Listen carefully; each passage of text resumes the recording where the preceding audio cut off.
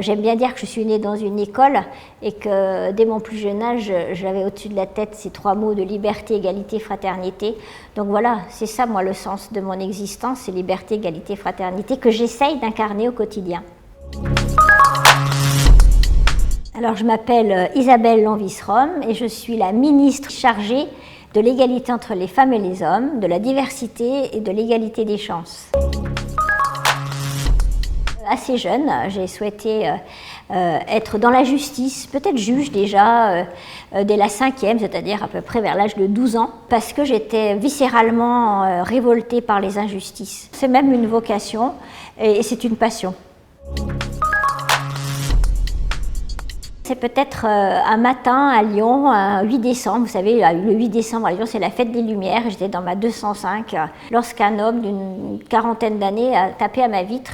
J'ai ouvert la vitre et c'était en fait un homme que j'avais libéré quelques années plus tôt, lorsque j'étais juge de l'application des peines. Et en fait, il m'avait reconnue et il voulait me dire qu'il s'en était sorti, qu'il avait du travail, qu'il était plombier, qu'il était marié, qu'il avait 2 enfants.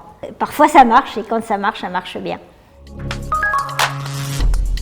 Je n'ai pas une seule situation, mais j'ai tous ces féminicides, tous ces viols que j'ai jugés, tous ces visages que j'ai gardés en moi, ou tous ces visages que je n'ai vus que sur des photos parce que c'était trop tard.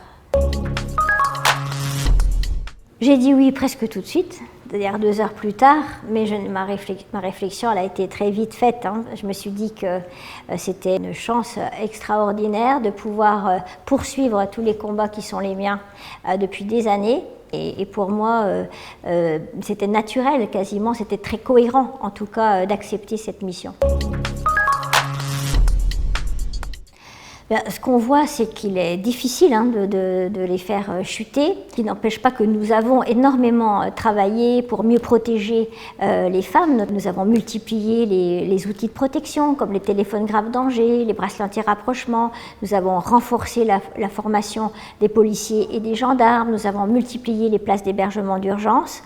Mais néanmoins, ce que nous constatons, c'est que les victimes qui sont tuées ne sont pas du tout connues. C'est l'objectif, par exemple, du PAC Nouveau Départ, de ce dispositif que je suis en train d'expérimenter, qui va permettre justement à des femmes de pouvoir retrouver une autonomie matérielle et financière avant même tout dépôt de plainte, mais justement au moment où elles se rendent compte qu'elles sont en situation de violence. Ça leur permet de retrouver cette autonomie avant que des coups, qu'un meurtre ne puisse être commis. Et je considère qu'on finit toujours par gagner quand on travaille. Voilà. Et que la preuve par le travail, c'est une des meilleures preuves. C'est-à-dire qu'il y a des discours, il y en a qui sont très bons dans les discours. En revanche, le travail, je pense, est dans les meilleurs.